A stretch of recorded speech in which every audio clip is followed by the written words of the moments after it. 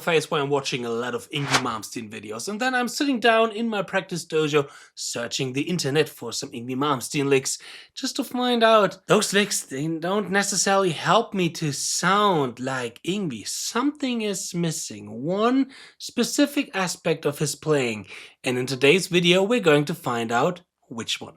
Here we go.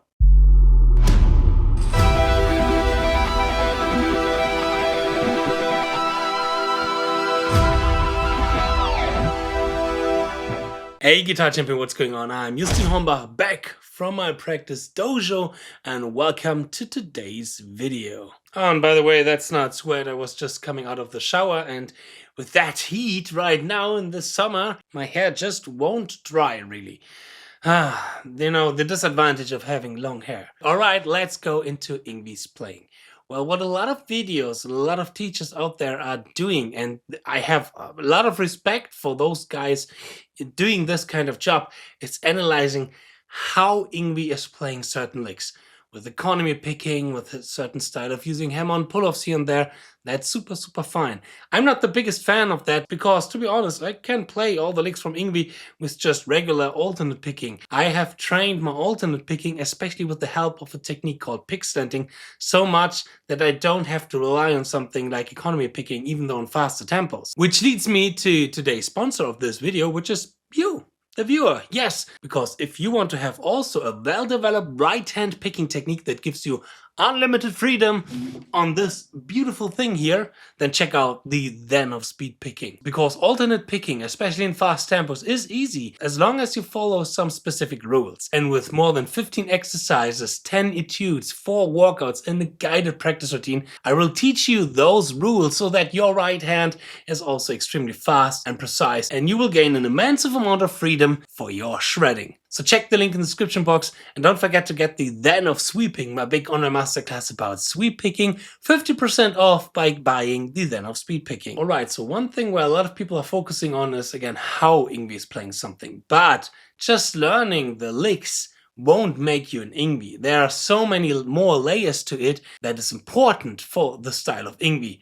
And I'm talking here not only about, you know, the sound, the vibrato. I once made a video about vibrato and bending as well. I will attach it to you right here, so you can watch it after this video, of course. And of course, after you subscribe to this channel, leave a like and write a nice comment. So again, sound, phrasing, these kind of things are really important, but also it is how YNGWIE is connecting those licks. And that's what it's about in today's video. You see, just learning licks is like when you're trying to learn a foreign language or a new language and you just learn vocabularies, but you don't get the meaning behind those words. They don't really form a sentence yet. And the same we can translate to music. When we only learn licks, we only learn words and not necessarily a sentence. And YNGWIE is a master in it to take his vocabulary and to create some really beautiful sentences. He basically just needs 2 rules for that. But before we're going into rule number 1, I have to take care of some unfinished business. This, my friends,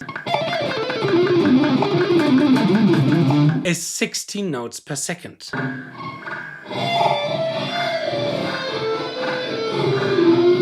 Is that important? No. Does this have any musical purpose? No. Is this played perfectly? Hell no. Every note is not in the same tempo. Note 10 and 11 is way too fast, but I think it's fine for that tempo. Why am I showing you this? Because I finally hope that this will shut up somebody who's annoying me quite often in the last couple of weeks because he did not understand a little bit of marketing joke. Should you feed the troll? No, never feed the troll, but sometimes it is good to take your guitar playing and shove it into the troll's throat. So now we can start with rule number 1. Rule number 1, connect your licks. This is something where YNGWIE is an absolute master in it, in my opinion. I love how YNGWIE is connecting licks after lick after lick, and by that creating a really cool kind of dynamic, really cool kind of tension, and created really cool phrases and a sentence. For example, this lick here, which is in the style of a specific lick from Far Beyond the Sun, one of my favorite sections from all of YNGWIE's playing.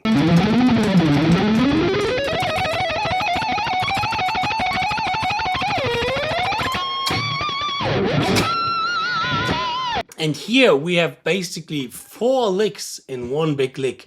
We're starting off with this position shifting lick, and then we're going into a full 6-string, a 3 note per string run, to end with one of my favorite YNGWIE patterns, this one here. She uses so many times, I would say most famously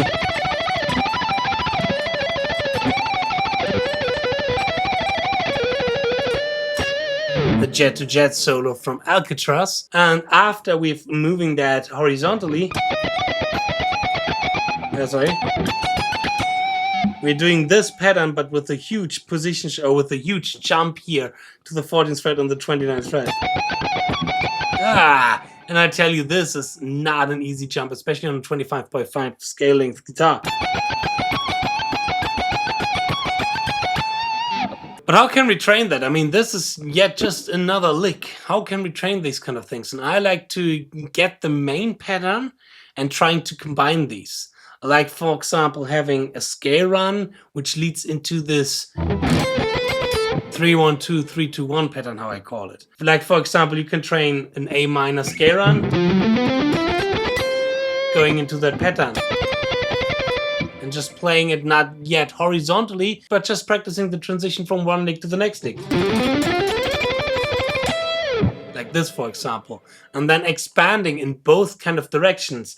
Either way, pushing this one horizontally or expanding on this side with that scale run. So take little snippets and try to expand it slightly and with consciousness and awareness. And the more you are doing this with, for example, 2 patterns that you are familiar with, because that's the next thing, choose licks and patterns that you can play quite well, that you are familiar with.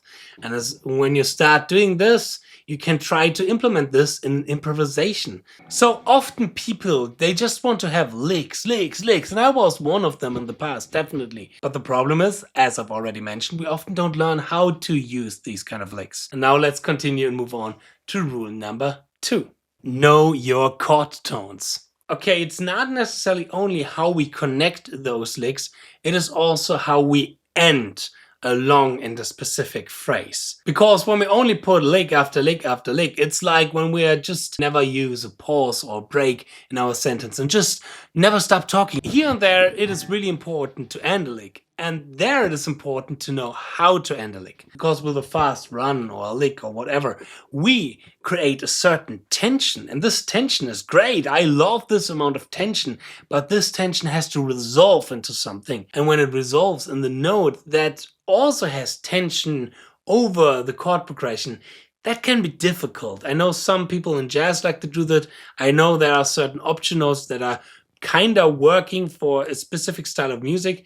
But here, we will always want to end on our chord tones. So it is extremely important to know and to visualize where our chord tones are. Because we don't have to do it in all the strings in the beginning, not necessarily. When we are in the higher register, it is really important to know your chord tones on the B and on the E string, but here, every chord tone. So not only the root, but also the 3rd and the 5ths. And I like to see it in shapes that we also can use as, you know, arpeggios or something that we can play with. Like, for example, this shape where we have the root note, the minor 3rd, and the 5ths. Or like here, minor 3rd, 5ths, root note, or the second inversion here, 5ths, root note, minor 3rd. When I learn these kind of notes, these kind of intervals, I always have a safe haven where I can go to in my improvisation when I play a certain lick and I want to finish that lick, I want to end that lick, I want to go somewhere. Or for example here, the root note. So how can I practice this? I would recommend to take, for example, 5 minutes of your practice routine and put on a backing track, like for example in A minor, and first learn the triad on these 2 strings. And just simply go through it.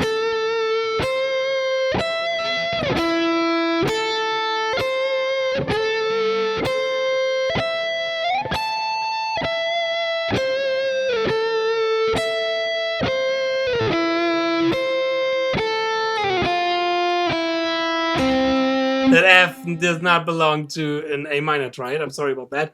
But just improvise with it. Get a feeling, get them into your subconscious playing so that you always know where to end. And then, of course, do this in different keys as well, like D minor, like E minor, F sharp minor, all these kind of different keys. And then start to implement it in your playing and in your scale runs. So when you have, for example, a certain lick that you like to play, like let's say, for example, this pattern here, then improvise a little bit with it. I don't know, like,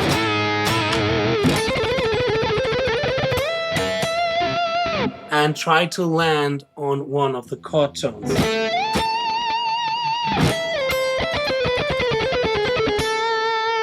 This gives your run so much more meaning and so much more impact. It is always like coitus interruptus, when somebody is playing a really fast run and then he's ending it on the 4th or on the 6th or on the 9th, or even worse, on a not diatonical note. Again, when you know what you're doing, you can create some really cool stuff with that, really being outside or like taking the advantage of the tension of the option notes. But you have to be aware of that. You have to know what you're doing, and you often can hear if somebody knows his shit or does not know his shit. And the last exercise when it comes to the chord tone that I really like, and I got this from piano players while being in music university, is you do reverse engineering.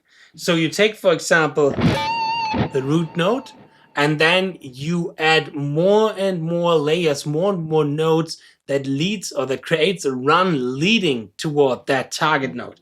Like, for example, you take yourself a click, and then you think, okay, when I play 16-note triplets, I want to go from the, and this has to be my 1.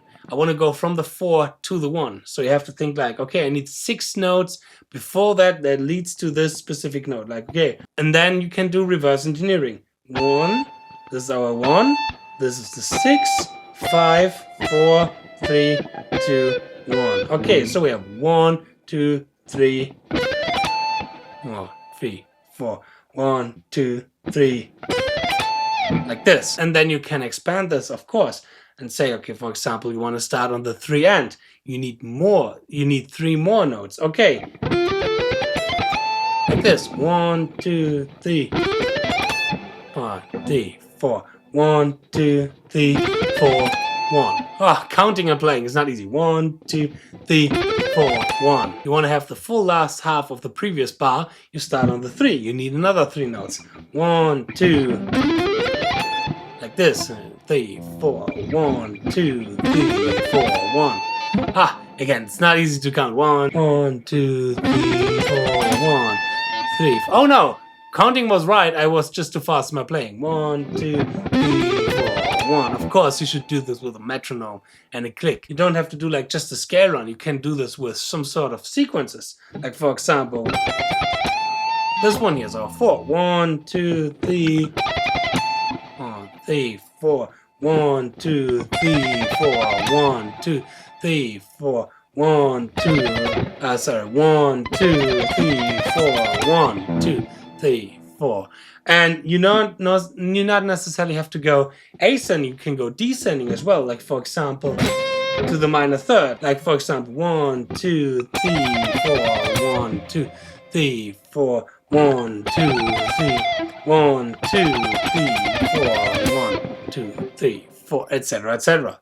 So that was a really cool exercise for me, more and more to understand an improvisation kind of scenario, to understand, okay, I have my chord tones here, here, here, here, here, here, here, here, and I just have to tackle those. And with the reverse engineering exercise, it really helped me to have more control in my improvisation, in my runs, so that I can already plan while doing those kind of long and crazy runs, planning while playing, okay, there is my root note. I want to go to the root note. I have this and this amount of time left, so I should start increasing, I should start playing more ascending, a little bit more horizontally, and then as well to have an escape plan, like realizing, oh no, I'm way too far away to go to the A here, so I land on a C or I land on an E. You know, that you have like escape plans, plan Bs that you can do when you're not hitting the root note. So these are 2 concepts that will help you to sound more like YNGWIE in your improvisation, because again, it's not only about the lick. It's about throwing your pick on the floor and to find out the right concept, how to combine those licks and what to do out of those licks. I hope you liked this little video. If you liked this little video, I hope to see you in my next video. I wish you a lot of fun learning, practicing, and mastering the guitar. Cheers and power your progress. Bye.